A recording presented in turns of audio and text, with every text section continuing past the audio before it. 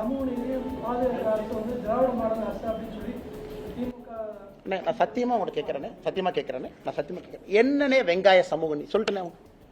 இன்னைக்கு இந்த பஞ்சாயத்து பண்ணிடுவோம், இன்னைக்கு பேசிடுவோம். பட்டியலிடத்திலிருந்து வந்திருக்கக்கூடிய அமைச்சர் பெருமக்கள் திமுக என்ன பண்ணி வச்சிருக்கீங்க? மொத்தம் இருக்கிறதே 35 அமைச்சர். 35வது பட்டியலிடத்திலிருந்து வந்திருக்கிறவங்க 35வது பொசிஷன். பட்டியலிடத்திலிருந்து வந்திருக்கக்கூடிய இன்னொரு அமைச்சர் 34வது பொசிஷன். பட்டியலிடத்திலிருந்து வந்திருக்கக்கூடிய இன்னொரு அமைச்சர் 32வது பொசிஷன். பட்டியலிடத்திலிருந்து வந்திருக்க இன்னொரு அமைச்சர் 28வது பொசிஷன். 28, 32, 34, 35. இதான் நான் கேட்கிறேனே. ஏன்பா ஒரு பட்டியலின சகோதர சகோதரி ஒரு துணை முதலமைச்சர் ஆக்கின்றா எவ்வளவு கம்பீரமா இருக்கும், எவ்வளவு கம்பீரமா இருக்கும். நாங்கள் முதலமைச்சர் ஆக்குகின்றோம், முதலமைச்சர் ஆக்குகின்றோம், ஜனாதிபதி ஆக்குகின்றோம். ஏன்னா எங்களுக்கு ஜனாதிபதி ஆக்கணும். எல்கே அத்வானி ஐயா நாங்க ஏன் ஆக்கல தெரியாம கேட்கிறேன். பொருத்தமானவர், கட்சியினுடைய ஐடியோலா. நீங்க யாரா பிரதீபா பட்டீல் அம்மா வாக்குனீங்க? காங்கிரஸ் கேட்கறீங்களா? சமூக நீதி பத்தி பேசுறதுக்கு வெட்கப்படணும்யா நீங்களா? கட்சியில் இருக்கக்கூடிய சித்தாந்த பெரியவர்களை ஆக்காம கிடைத்த முதல் வாய்ப்பு இஸ்லாமியர் ஏபிஜே அப்துல் கலாம், கிடைத்த 2வது வாய்ப்பு ராம்நாத் கோவிந்த் ஐயா பட்டியலின சகோதரர், 3வது வாய்ப்பு திரௌபதி முர்மு அம்மா பழங்குடியா. பார்த்து கத்துக்குங்க. பத்திரிகையில சும்மா வந்து அப்படி கரவேட்டை கட்டிட்டு வந்து பாஜக சமூக நீதிக்கு எதிரி. எத்தனை நாளைக்கு இந்த பஞ்சாயத்து பண்றீங்க? நேத்து ஒரு தேவாலயத்துக்கு போறேன்,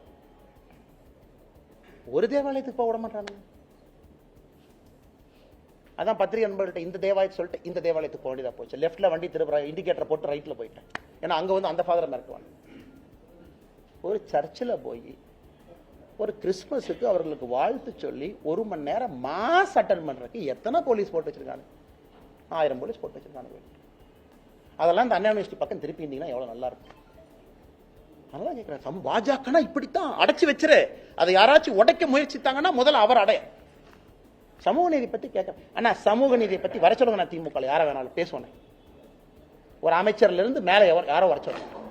நீ சமூக நீதி என்ன பண்ணிருக்க பேசுவோம், நாங்க என்ன பண்ணிருக்கோம் பேசுவோம். தமிழ்நாடு மக்கள் பார்த்து முடிவெடுக்கும். நாங்க சமூக நீதிக்கு எதிரி எதிரி எதிரி தொடர்ந்து நீங்க பேசுறீங்க, வந்து பேச பார்க்கலாம்.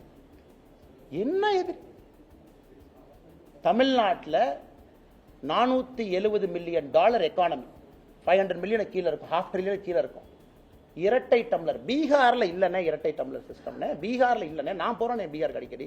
யூபியில இல்லனே இரட்டை டம்ளர். ஆய்வறிக்கை சொல்லுது தமிழ்நாட்டில் தான் இரட்டை டம்ளர்னுடைய பயன்பாடு அதிகம். என்ன சமூக நீதி பேசுறேன் சொல்லு, தயவு செஞ்சு சொல்லு.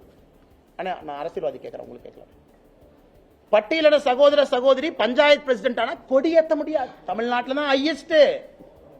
யூபியில் இருக்கா, பீகார்ல இருக்கா? இல்ல.